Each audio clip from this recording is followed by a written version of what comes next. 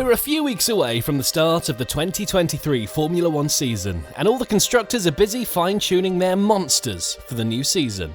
Many teams have already announced their car launch dates, and all the F1 fans are waiting to see the challengers of the top three teams, namely Mercedes, Red Bull and Ferrari. After a disastrous 2022 campaign, which finally ended losing the Constructors' Championship for the first time in the turbo hybrid era, Mercedes are trying to build machinery which can challenge the championship once again.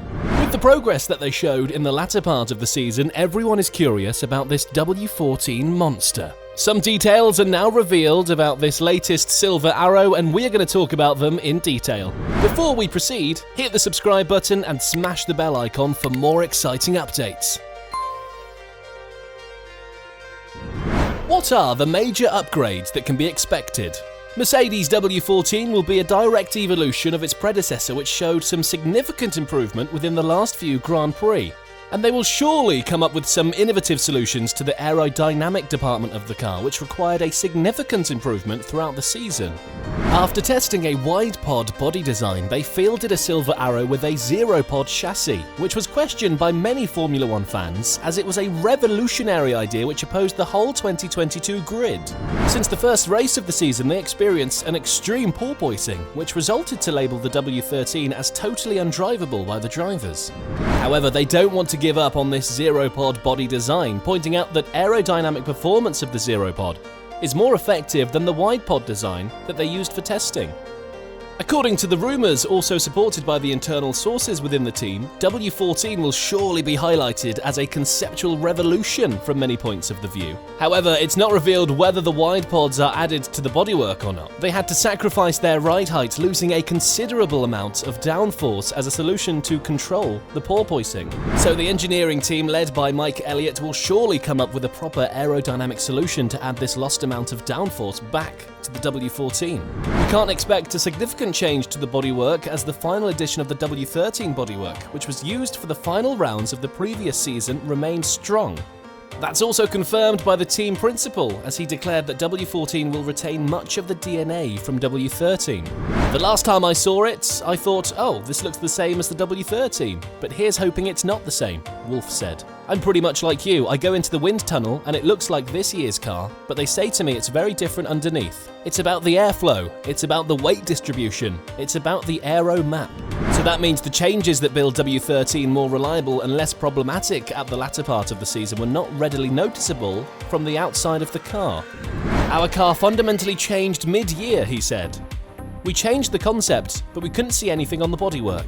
With the extreme porpoising issues, last year's car was rated as undrivable by both their drivers, Russell and Hamilton.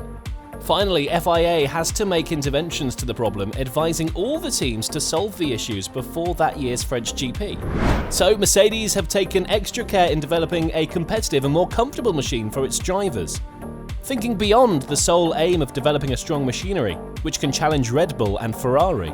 I think we have a much better understanding of what the problems were, explained the Austrian. We've been peeling only a layer of the onion, layers of discovering more issues and more problems, but I think we've come to the point that we understand pretty well why the car is not performing. The correlation at least is there for some tracks, so it's all in the fine detail of how we can make the car work out aerodynamically. How can we improve the ride and make it more fun? I think if we're able to solve that over the winter, at least we can provide a stable platform to the drivers, and we can develop it from there, Toto Wolff said, further talking about the development process of W14. Outside of the zero-pod debate, major bodywork changes are confirmed associated with the underside of the chassis. So the floor will be designed with new architecture again for the W14, as last year's floor didn't deal very well with the air that flew underneath the car. They are mainly targeting the Venturi channels and diffuser throats. The rear end of the car will be less tapered for two reasons. Having a flat section at the rear suspension level of the car will result to form a T-shape at the rear section, and that will yield more efficiency from the diffuser by exploiting the beam wing. That is the first reason. So outside of that, they have to use a less tapered end for a structural reason as well. W13 was composed of a large open floor space at the bottom, and it was particularly flexible at the ends. In order to counteract the phenomenon, its thickness has been increased in W14 as well, at the project level, increasing the weight. The rear suspension of the car comes with some newer arrangements for the critical components, as it deals directly with the aerodynamics of the car and ride height. Not only the Mercedes car, but also all the other cars in the grid will be less in weight compared to their predecessors, as the regulations limit the maximum weight up to 796 kilograms. Last year, some teams have to scratch the paint in their bodywork to stay within the limit, and a lesser limit this year will add a bigger challenge to all teams. W14's gearbox will be the same as last year's, with some small upgrades, as they didn't cause much issue throughout the previous season.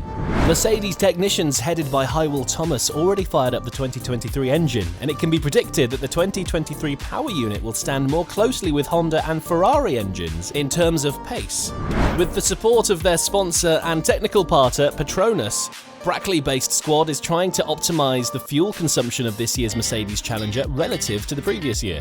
Those are the major changes that has been revealed yet, and a lot will reveal on their car launch. But we can't trust them until the W14 appears on the track for the first race of the season.